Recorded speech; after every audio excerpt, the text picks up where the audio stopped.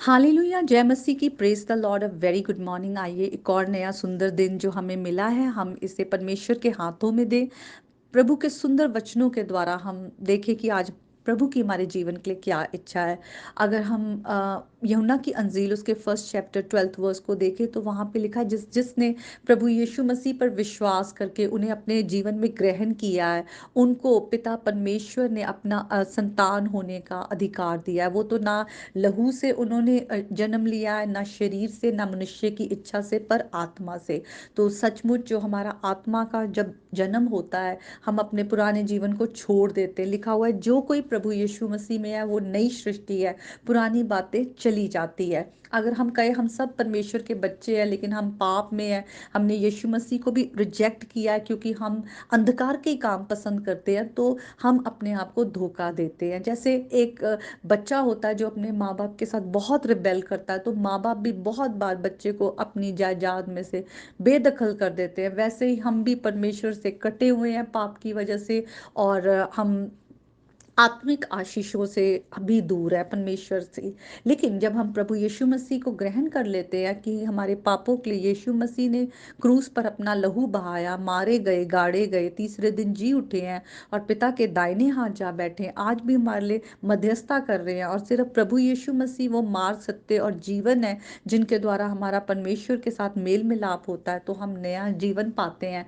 प्रभु यीशु मसीह का आत्मा हमारे अंदर आता है, हम खुदा के मंदिर है, जैसे हमने पिछले 2 दिनों में देखा। और हम अब शरीर के चलाए नहीं बल्कि आत्मा के चलाए हम चलते हैं। पर ये रोज रोज का जो है ये हमारा सफर है, क्योंकि आज भी हम शरीर में हैं और बहुत सारी बातें हमारी और आती हैं। संसार की जो डिस्ट्रैक्शन है, हमारी अपनी शरीर की अभिलाषाएं हैं, शैतान के जो जलते हुए तीर हैं जो हमारी और आते हैं।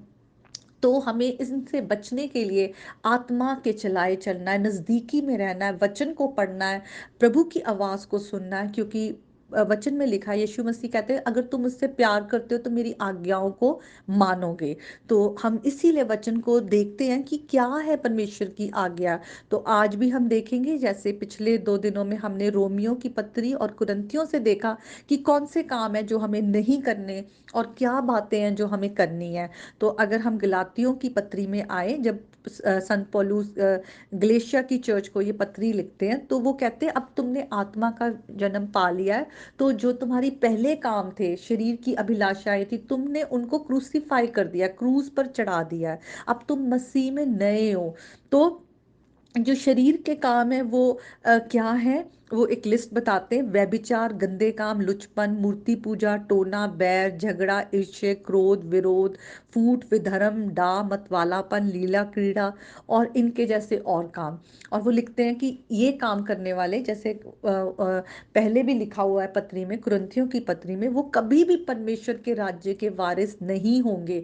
शरीर हमें शरीर के काम हमें नाश की ओर लेकर जाते हैं, तो हम कभी ना परमेश्वर के बच्चे बनेंगे, ना हम उसके राज्य के वारिस होंगे, क्योंकि राज्य के वारिस सिर्फ बच्चे होंगे प्रभु यीशु मसीह के द्वारा। और प्रभु यीशु मसीह के द्वारा बच्चे कौन है? जो उस पर विश्वास करते हैं, जो उसको रिसीव करते हैं, अपने नए जो जीवन हमें मिला है उसको हम फिर आत्मा की आवाज सुनकर चलते हैं।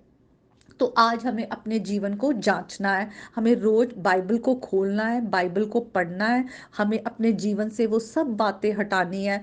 हमारे पे बिल्कुल ऑपोजिट जो सिचुएशंस है वो आएंगी। अगर हम चाहते हैं हम किसी से प्यार करें, तो शायद दूसरा हमारे साथ विरोध दिखाए, शायद दूसरा हमें तंग करे, या किसी भी तरह से ऐसी जो है बिल्कुल ऑपोजिट जो सिचुएशन होगी। लेकिन हमें मसीह के जैसे बनना, जैसे यीशु मसीह ने सब कुछ सह लिया। हम पापी थे लेकिन हमारे पापों के लिए यीशु मसीह ने क्रूस की मौत सह ली।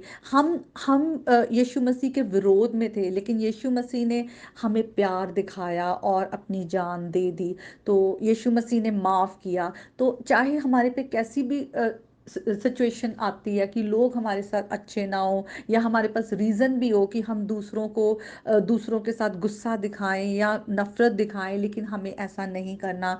और हमें मसीही होते हुए सिर्फ प्रेम दिखाना है, और हमें कभी किसी की बुराई नहीं करनी, लोगों के पीछे से उनकी बातें नहीं करनी। ये सब बातें हमारे जीवन से दूर होनी चाहिए। जैसे वचन में लिखा है कि हम स्वर्गीय बातों की ओर ध्यान दें, तो हमें प्रभु की बातों पर ध्यान देना है। तो आज के वचन के द्वारा परमेश्वर आप सबको बहुत आशीष दे। आइए हम एक गीत को गाएंगे। डोरी होर ना दे प्यार वाली छੱਡ दे, कि यीशु तैनू बोलदा, दिलों कूफर ते गरूर सारे ਕੱਢ दे, कि यीशु तैनू बोलदा। आदम हवा तो कसूरे हो गया, आदम हवा तो कसूरे हो गया, फल खा के ते तो दूर हो गया, जेड़ा दिंदा नहीं ओ फल रुख वड दे, कि यीशु तैनू बोलदा। डोरी होर ना दे प्यार वाली छੱਡ दे, कि यीशु तैनू बोलदा। सचमुच अगर आज हमारा प्यार प्रभु यीशु मसीह से ना होकर संसारिक बातों से है, संसार की गलत चीज़ों से है, तो आज हम उन बातों को छोड़ दें। क्योंकि अगर हम प्रभु यीशु मसीह में बने रहेंगे, तभी हम फल लाएंगे, आत्मा के फल। जैसे कि आगे इस चैप्टर में लिखा है कि आत्मा के फल प्रेम, आनंद, मेल, धीरज, कृपा, भलाई, विश्वास, नम्रता और संयम है। तो ये फल जो आत्मा के फल है, जो प्रभु के गुण है, वो हमारे अंदर पैदा होने चाहिए। तो आज के वचन के द्वारा प्रभु आप सबको बहुत ब्लेस करे। God bless you all.